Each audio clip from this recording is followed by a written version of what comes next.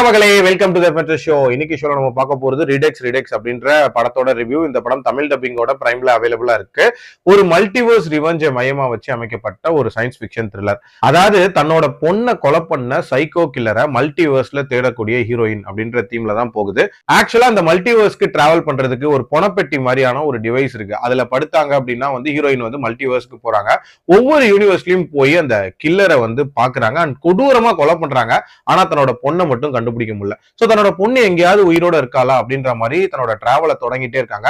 ஒரு யூனிவர்ஸ்ல இந்த சைக்கோ கில்லர்னால கொலை பண்ணப்பட்ட ஒரு பொண்ணு உயிரோட இருக்கா அப்படின்றது தெரிய வருது. சோ அந்த யூனிவர்ஸ்ல அந்த பொண்ணோட சேர்ந்து இவங்க பயணிக்கிறாங்க. சோ அந்த பயணம் எப்படி போகுது, அதன் வழியா தன்னோட பொண்ணை மீட்டு எடுத்தாங்களா அண்ட் அந்த சைக்கோ கில்லரை ஒன்ஸ் ஃபார் ஆல் கொன்னாங்களான்ற மாதிரி நிறைய விஷயங்களை சொல்லக்கூடிய ஒரு படம் தான் இந்த படம். இந்த படம் தொடங்கின விதம், அந்த ஸ்டார்டிங்ல நடக்கக்கூடிய சைக்கிள் ஆஃப் கில்லிங்ஸ், அது எல்லாமே ரொம்ப நீட்டா இருந்துச்சு அப்படின்னு சொல்லலாம். அதுக்கப்புறம் ஒரு யூனிவர்ஸ்ல இவளால கொல்லப்பட்ட ஒரு பொண்ணு உயிரோட இருக்கா. சோ இதுக்கப்புறம் எப்படி கதை போகுதுன்ற ஒரு எதிர்பார்ப்பு பில்ட் ஆச்சு.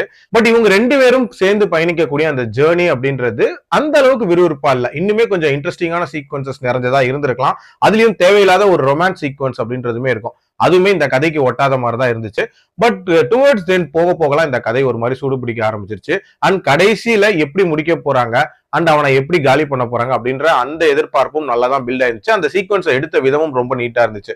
ஓவரால் ஒரு 1.25 மணி நேரத்துல ரொம்ப கிரிப்பிங்கா பாக்குற மாதிரியான ஒரு சயின்ஸ் ஃபிக்ஷன் த்ரில்லர் தான். கண்டிப்பா ட்ரை பண்ணி பார்க்கலாம். என்னோட ரேட்டிங் இந்த படத்துக்கு 3/5. அடல்ட் கண்டென்ட் பொறுத்த வரைக்கும் பெருசா அடல்ட் சீன்ஸ் அப்படின்றதெல்லாம் இல்ல. ஸ்லைட்டா கொஞ்சம் வயலன்ஸ் அண்ட் கோரினஸ் இருக்கும். மற்றபடி பார்க்கலாம். மீண்டும் அடுத்த விமர்சனத்தில் சந்திக்கிறேன். நன்றி, வணக்கம்.